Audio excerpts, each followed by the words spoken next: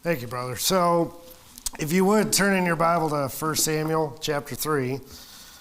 And while you're doing that, we've had some folks get saved recently. That last song is a great song, What a day that'll be. I look forward to that day. I'd sure like some more people to look forward to that day. Got people I know, people I like, people I love. I see them all the time. I talk to them all the time. I see them at the house or at their house or at work or what have you, be it friends or family.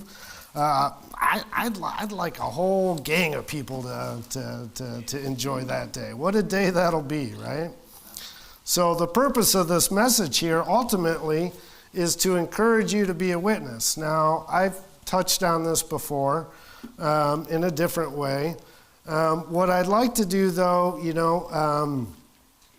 it's we're fresh out of the holidays. I'd like to take the same topic, but maybe curve the way we think about it, And I'm preaching to myself just as much as you, so don't feel like I'm just coming down my nose at anybody, right? So,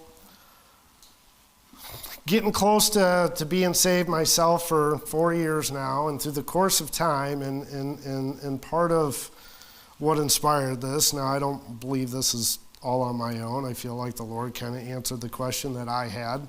But along the way, I've heard some things be said amongst the brethren, and I don't just mean here.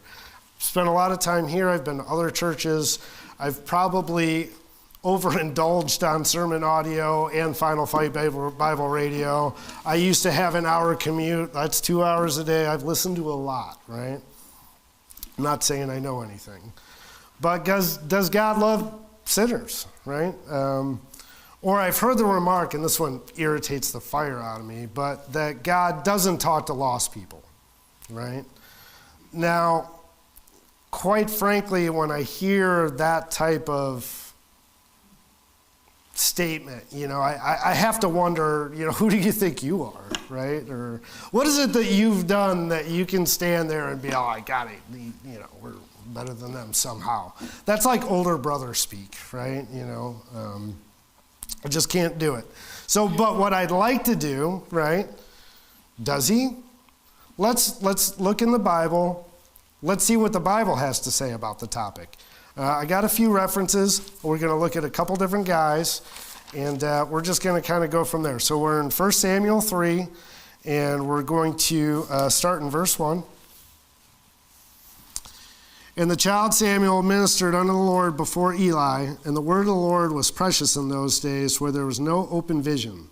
And it came to pass at that time when Eli was laid down in his place, and his eyes began to wax dim, that he could not see, and ere the lamp of God went out in the temple of the Lord, where the ark of God was, and Samuel was laid down to sleep, that the Lord called Samuel, and he answered, Here am I.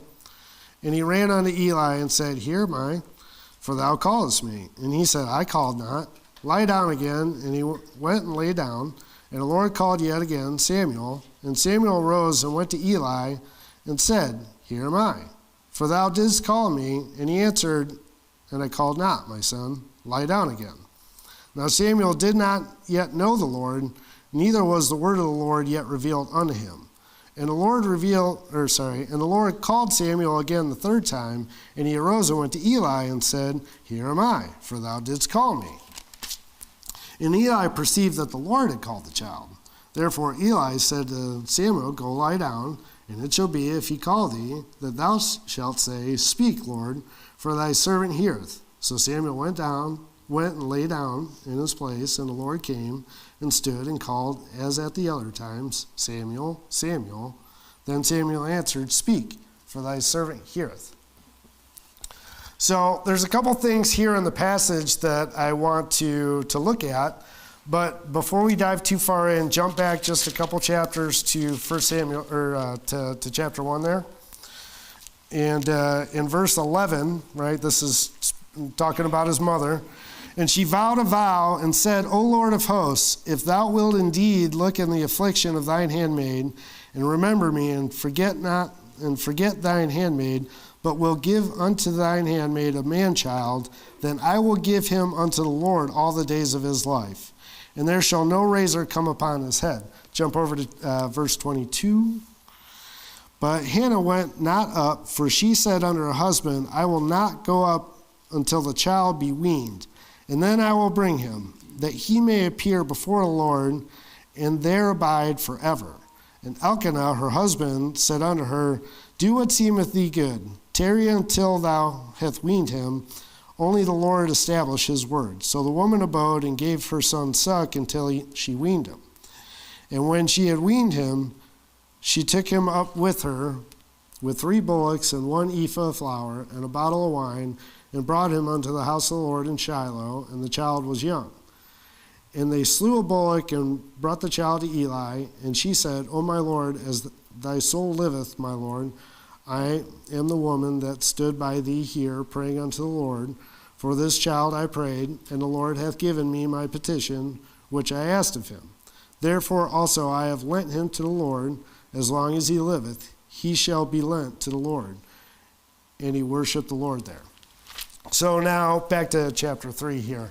So what we have is Samuel, who, okay, so like some of you grew up in church, right? You've always been in church. Like this guy really grew up in church. Like he was dedicated to the church. Like his mother made a promise to God, if you give me him, I'll give him back to you, right? So the miraculous thing about that situation, though, is found in verse 7. So in verse 7 it says, Now Samuel did not yet know the Lord, neither was the word of the Lord yet revealed unto him. So how could this happen if he was dedicated to, soon he was off the bottle, he's been living at the church, right? But yet he knew not the Lord. So in verses 8 to 10 here, it said, And the Lord called Samuel again a 3rd time, and he arose and went to Eli and said, Here am I, for thou didst call me. And Eli perceived that the Lord had called the child. Therefore Eli said unto Samuel, Go lie down, and it shall be, if he call thee, that thou shalt say, Speak, Lord, for thy servant heareth. So Samuel went and lied down in his place. And the Lord came and stood, and he called as at other times, Samuel, Samuel. And Samuel answered, Speak, for thy servant heareth. Now, before we get too far, children, all of you children should look at that and appreciate what's going on there, right? Because Samuel was given guidance here, right? He was given a how-to respond to the Lord. But the whole point I'm trying to make, right, is that the Lord was talking to him before he knew him, right? Fair to say? Okay. So let's move forward. Another great man that's easy to point to would be Paul. So I want you to jump over to Acts 9.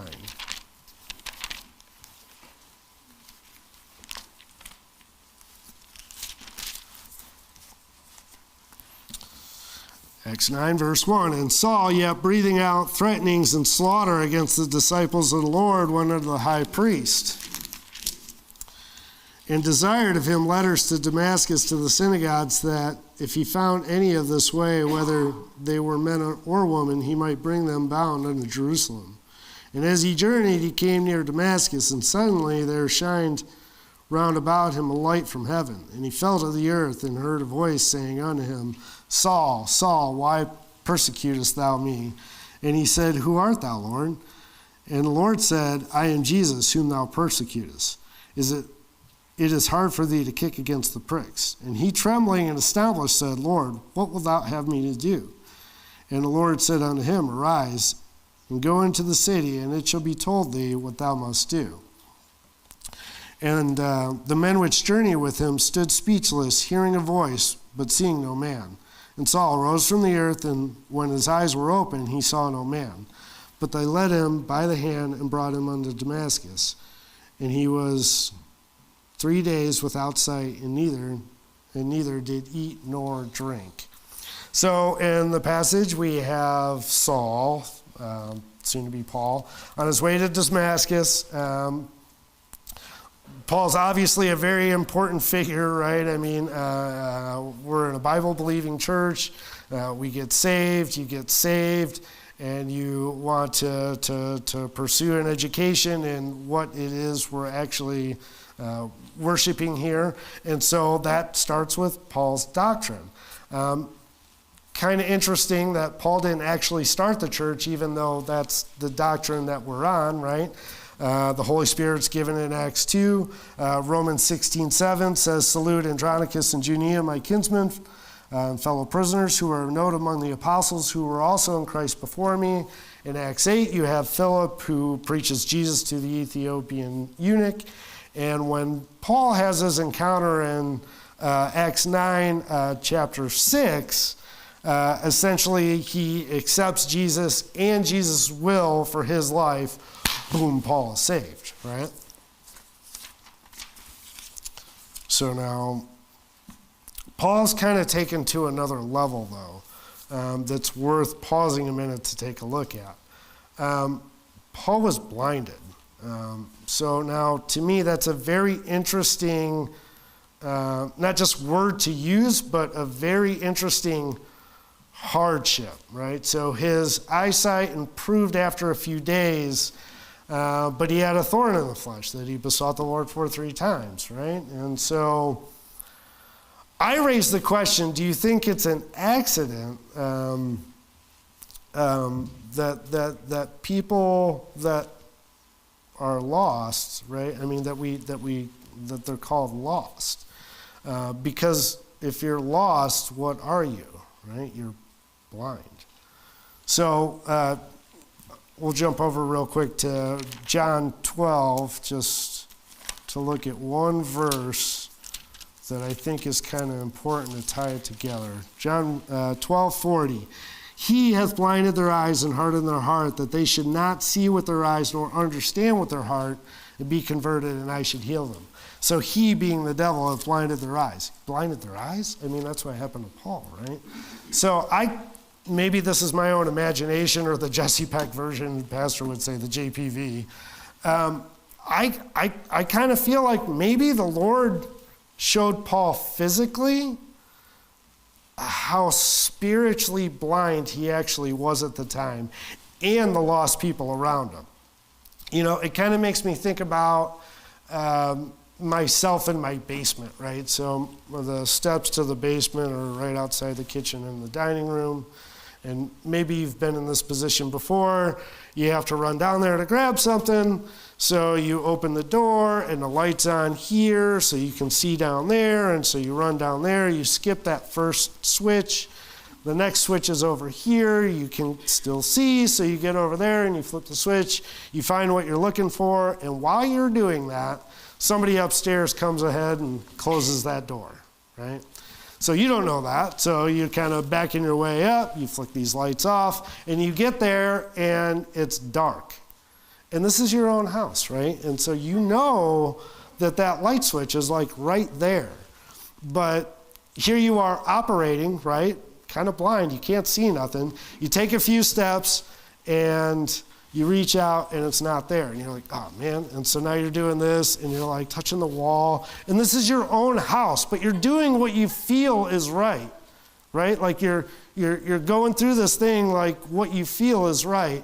And the switch is right there the whole time, but you don't know because you're blind. You're now stuck in the dark. So is this a coincidence? I don't think so. I don't think that the blinding, I think that that's, like the Lord uses metaphors, and I think I think it's more than just a coincidence. So let's back up just one quick second. We're in Acts 9, right? Go back to Acts 8. With Paul, I think it's important to note too, and Saul was consenting unto his death. And at that time there was a great persecution against the church, which was at Jerusalem. And they were all scattered abroad throughout the regions of Judea and Samaria except the apostles. So what's interesting about that, because right now the topic, what I'm trying to get across is lost people. Does God speak to them? Does he try to make that connection? Well, I think he does. We already saw that he spoke to Samuel and Paul before they were saved.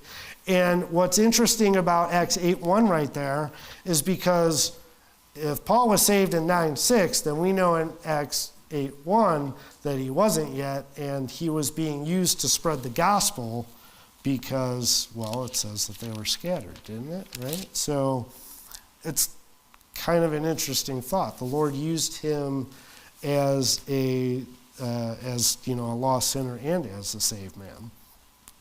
So what's my point with all that with Paul? So the church has started. Paul's an Old Testament Jew. By today's standards, right? The church has already started, right? So this is a lost man. So Jesus shows up. He speaks to him. He gives him something he can't ignore, and Paul got saved. See this? All this flipping? That's why I got to get away from my notes. So also we got 2 Gentiles that the Lord helped out. I want to take a look at that. Go to Matthew 15.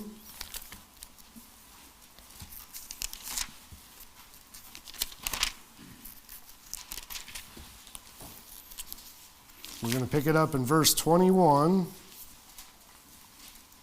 And I know that you know all these things, but I'm trying to connect this all for a reason.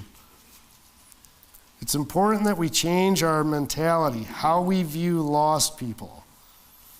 They're not just them, you know.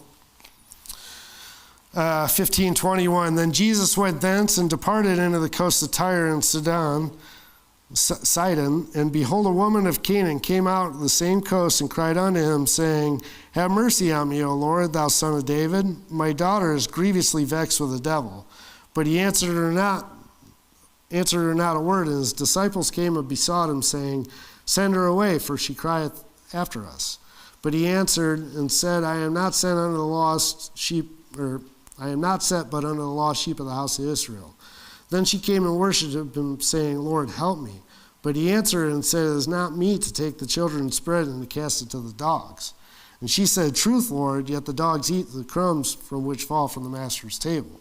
Then Jesus answered and said unto her, O woman, great is thy faith. Be it unto thee as thou wilt. And her daughter was made whole from that very hour. So what we have is a woman that's not a Jew, obviously, still ministering to the Jews. She doesn't know much about the Jewish religion. Her daughter wasn't a Jew. But the Lord shows up. She recognized who he was, and he helped her. Verse 25, Lord, help me. Verse 26, it's not meet to take the children's bread and cast it to the dogs. Verse 27, she accepts the truth about herself while recognizing that she needs him and who he is. Verse 28, Jesus helps her as she had asked, and she had the faith that he could do what he had said. Now, this is a different system of time. I get that. But I wonder how far her faith got her, right? Did she get a trip to heaven out of this? Or maybe paradise? Because the thief did, right? So I'm just saying, is it fair to say he cared and that he helped? One more person. John 4.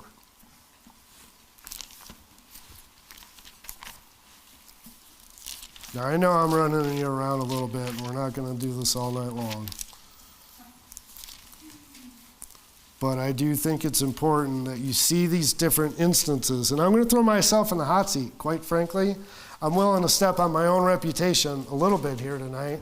I think it's important. If one soul gets saved because of it, then it's mission accomplished, truly. What a day it'll be, right? Not if we stop now. The last couple of weeks at the pizza shop have been great. But you know what? I still went and turned that key this morning. I still made pizza today. Like, you don't just, I'm done, All right. John 4, verse 5.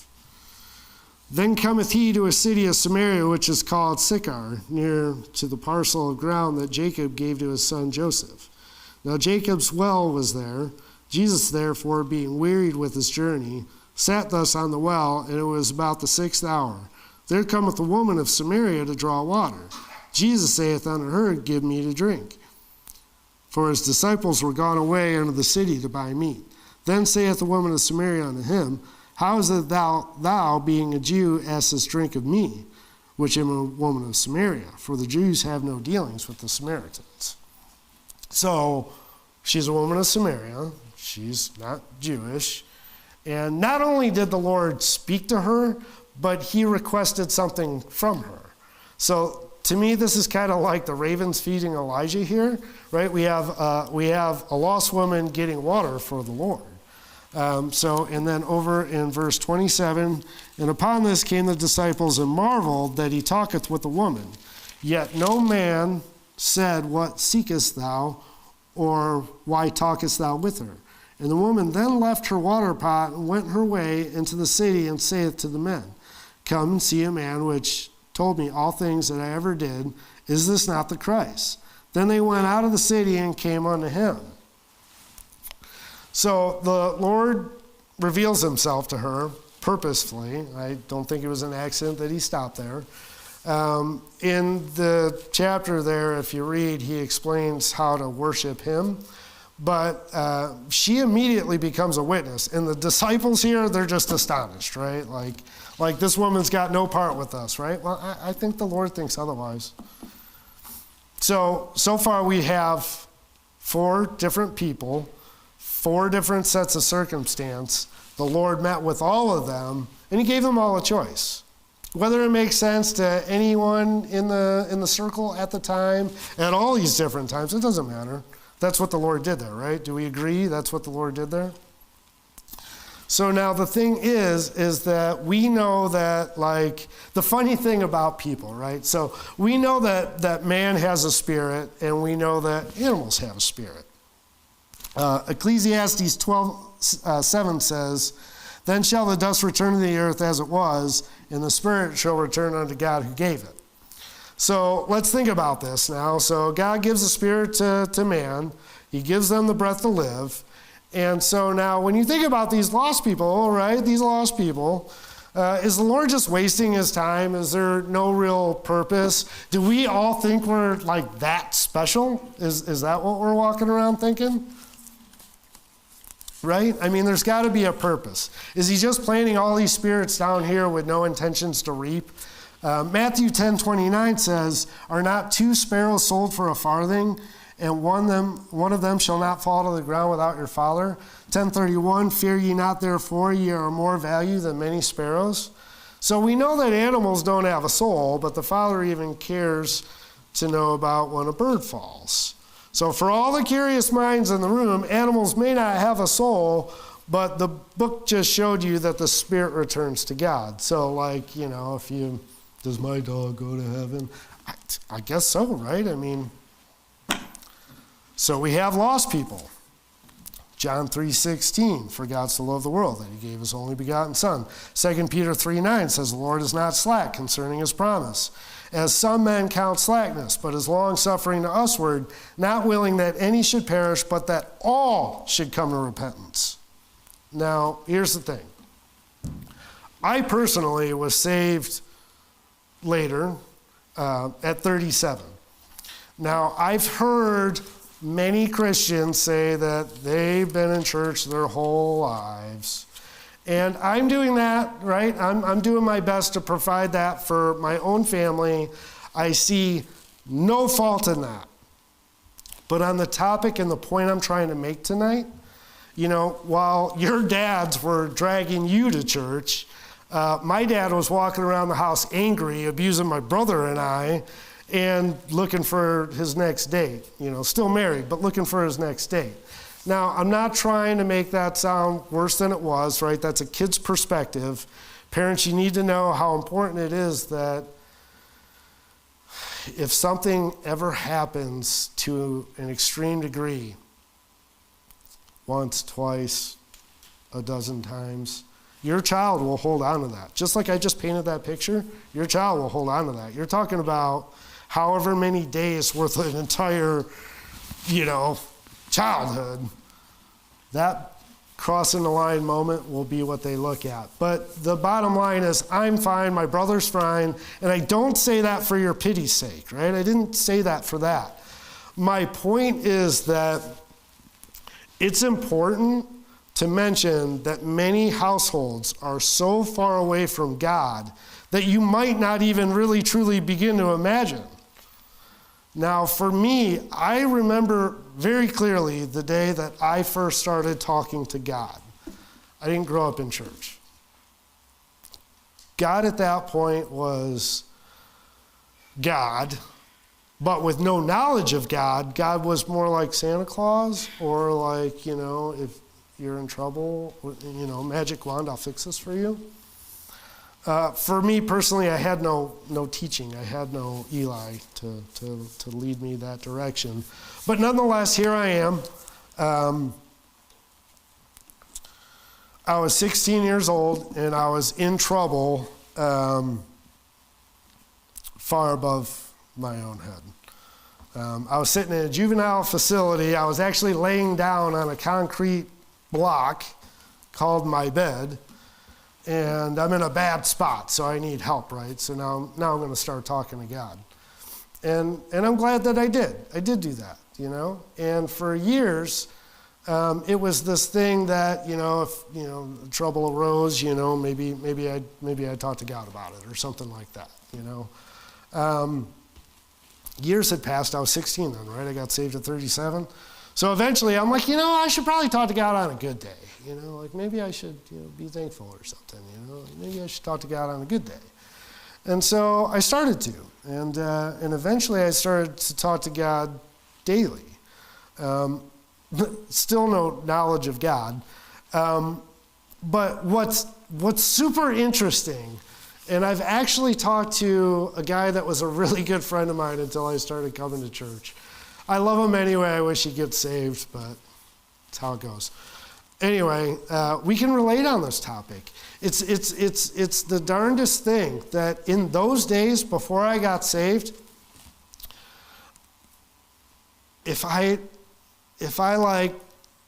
got what I would have called a good one out, like if I got a good one out, it was like sincere and just I got a good one out, I would get like overwhelmed with like the willies, it was almost like reassuring, like, yeah, the Lord heard me on that one. I don't really know too much how to explain that, but it was almost like when the Lord shows up in service and like that feeling comes across the rooms. It's kind of like the chills, right? Like, you know what I'm talking about? Like, you really can't. I can't deny it or ignore it. It's something that happens. Now that I'm saved, actually, same friend, I was trying to witness to him, and we were talking about that, and I told him, I'm like, well, I'm saved now. The Lord's moved inside. I really don't get that same feeling. And he's like, well, that's concerning. And it's like, yeah, it is. And I think we had two very viewpoints of why that's concerning, because the Lord isn't just showing up on the outside to be like, yeah, I heard you, buddy. Like the Lord's with me in everything I do and say. And so now I'm in the spot that, the Lord doesn't just Santa Claus me every prayer I ask him for, but he's definitely given me a ton of confirmation along the way. And so it's, I wouldn't trade that off. Anyway, so through a series of events, though, I ended up where I did that day when I met Pastor. That was somebody's funeral, and I wasn't necessarily tied to that family. I really, it's weird that I was even there. But I don't think that it was an accident either.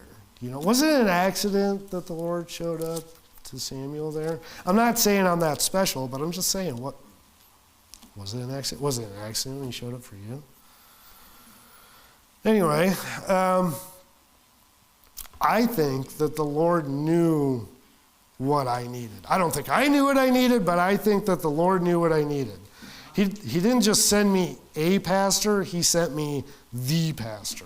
He didn't just send me to a church, he sent me the truth. And so that man and this place, as far as I'm concerned, are irreplaceable, not to be taken for granted. So now when we think about everything I just laid out for you, right? Sounds bad, I could care less. I just stained my image, right? But that's Jesse, that's where I come from. How many of us care like we should about people just like that? People that are slightly outside of our box. I brought up the animals because, and don't don't sell me short. I have a dog, okay? I'm not trying to be an offense. But it's mind-blowing to me what people will do for their pets, right?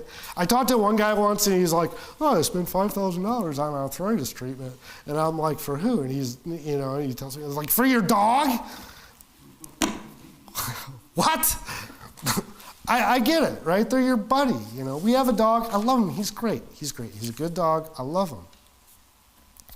But with that being said, the Lord said that people have more value than many sparrows. So what about that? You got all this time, money, energy wrapped up to, what about something that's worth so much more? I recognize that it's a crazy world out there. I'm out in it. I'm just like you. I'm not trying to set myself apart here. I'm the preacher tonight, and so it's kind of my job, but I have to do the same thing. It's a crazy world out there, and as much as I try to shelter myself, there's a negative to that. Are we just becoming immune to how crazy it is? Are we ignoring it? Are we just not so tuned in to the reality for so many people? Sure, there's people that you try to reach out to and they just whatever. But somebody at work got saved just a month ago, and I assure you that she is probably not the person that you would expect it to. But I am so happy for her. I pray that the Lord will bless her with the knowledge and understanding that she needs to truly understand, just as much as I was 3.5 years ago. I hope the Lord does that for her. She's probably watching this tonight. Anyway, I'm here to warn you at the same time. You need not walk out the door here and start trying to play God in other people's lives, okay? I get we got a good thing, but none of us have any idea what the Lord might be trying to do in somebody else's life, right? I explained my own chain of events to you. I was a mess through all of that. I was a mess I'm still kind of a mess, right? These people that I'm talking about are me not that long ago. It's my wife not that long ago. It's my kids. It's some of you. So I got 3 questions and I'm done. Are we communicating what the Lord's done for us? Are we so comfortable that we're just taking his blessings for granted? Excuse me. Do we even care anymore about lost souls? Now, I know we do. We've had some people get saved, but the point is to re-inspire you, right? Those folks that you're feeling written off about, that you want to write off, I get it. Like, I want to do that too, but you can't. You need to care about lost souls. You need to be burdened for them. Don't just walk around, well, I guess them people ought to find them a church. You can't be that way. These people are headed to hell, to burn. People you know, people you see, people you love. It's time to have some compassion, truly understanding their destiny for them. They don't get it, right? We need to help them to see. And when I say we, I mean you. You help them to see. If you forget how it is, it's very simple. I already told you, walk down to your basement, turn the lights off, and see what you can find your way to, right? Nothing. Next thing you know, you'd be like, I thought this was my own house. They think it's their own life, by the way. Maybe they're not perfect. I'm sure they're not. Maybe their music is terrible. Maybe their TV is trash. Maybe they act like an idiot. Maybe they talk like an idiot. I really don't care. So what? Why do you care? So what? Right? Especially if you love them, especially if they're in your family, especially if they're your friend. I get it. It's exhausting sometimes. Some people you feel like you're getting somewhere and you're not. But do you shut up? Do I just lock the doors to the pizza stores because we had a good week? No. No, we don't. It's time to show some charity, right? That's what we need here. dealing with these type of individuals that need the Lord. We have nothing to lose, right? And yet they'll suffer torments for an eternity. Okay? We need to soak that in. It's a new year, it's a new mindset, right? The whole purpose tonight is to show you that the Lord is working in lost people's lives. He's given us examples. They're all there. We looked at them all. So what are we going to do, right? We're saved people. We've gotten the blessing. We're going to decide to care, and we're going to decide to care today. That's it. Let's close on a word of prayer. Dear Lord, I thank you for bringing us out here tonight.